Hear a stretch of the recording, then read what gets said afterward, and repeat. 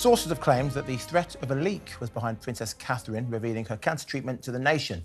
Kensington Palace reportedly rushed to get ahead of the news and reveal her diagnosis after the princess's medical records were reportedly accessed by an unknown person. Still with me here in the studio is royal commentator Afua Hagan. Afua, I went on the talk last week. At some point, the talk 6 p.m. till 7 p.m.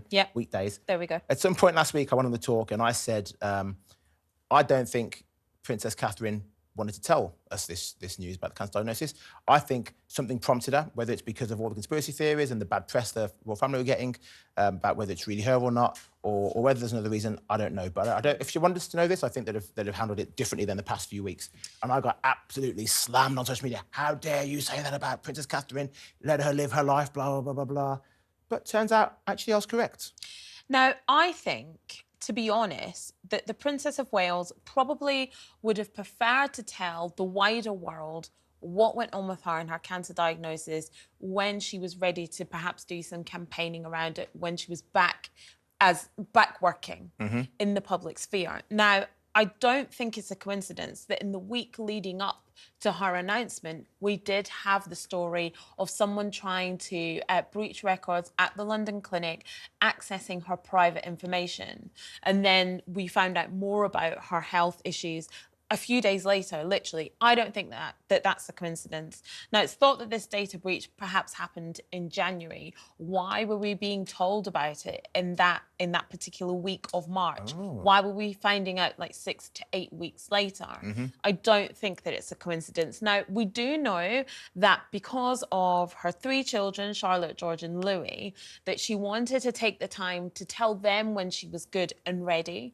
And that was towards the Easter holidays, to let them know so that she told them when they were on Easter holidays, then they could take time as a family to process that information.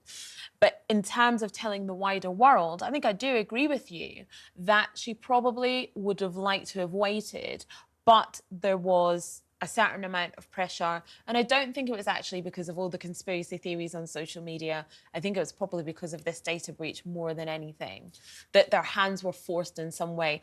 Perhaps, and I don't know this as a fact, but perhaps there was a danger that information was about to be leaked another way. And so they got ahead of the story. They took control of it and sort of took control of the narrative. I think you're giving too much credit to the people around the royal family. I think certainly when it comes to William... I haven't done that before, as you know. I think certainly when it comes to William and Kate, what we've seen over the past 2 months is that their advisors and their media machine are amateurs. Yes. And they don't know how to play the press or the public. Yes.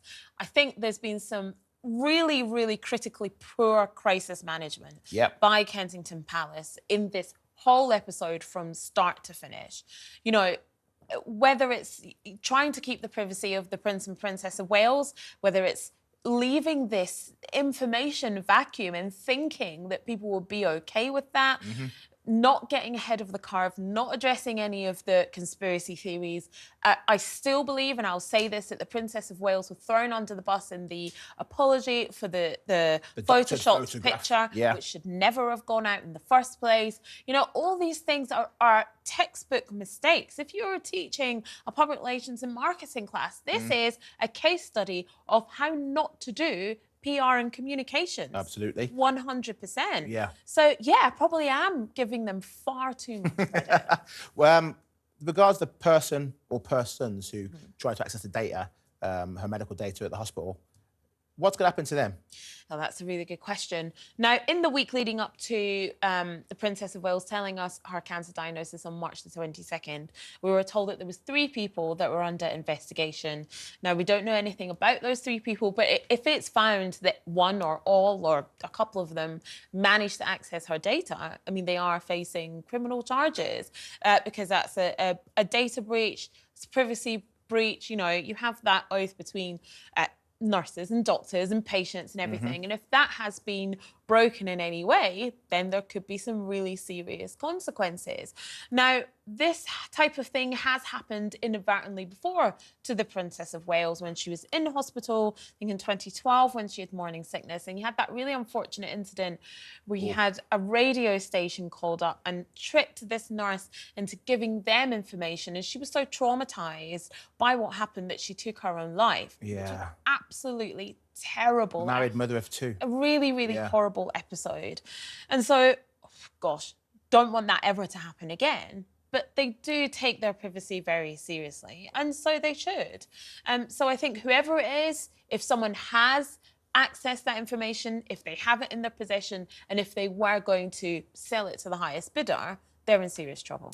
Now, I may be completely naive in this, but the royals are rich enough. I know people like Tom Cruise. I don't know him personally. I was about to say. but I know people like Tom Cruise, even The Rock, and Michael Jackson too, had almost like miniature hospitals on their own personal grounds.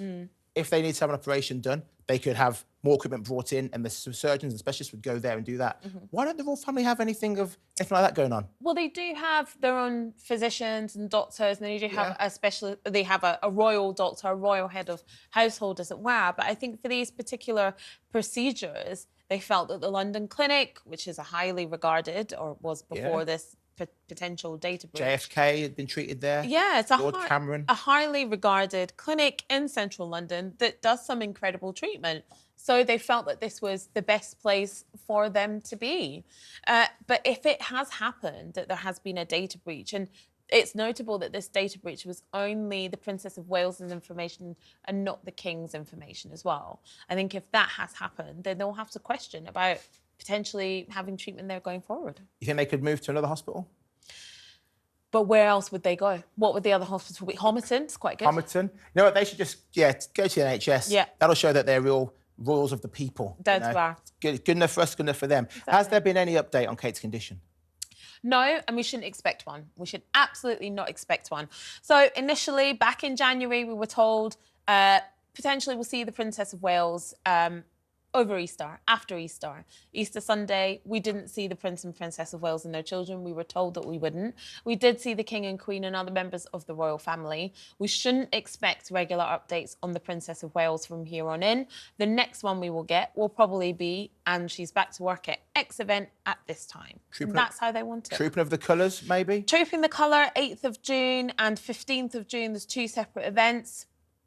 I think it's a little bit close, but perhaps, you never know. It also depends, there's no playbook when it comes to cancer, is there? Yeah. It just depends on her treatment, how she responds, and how she feels about getting back into the public eye. Well, Queen Afua Hagan, thank you as always. Thank you.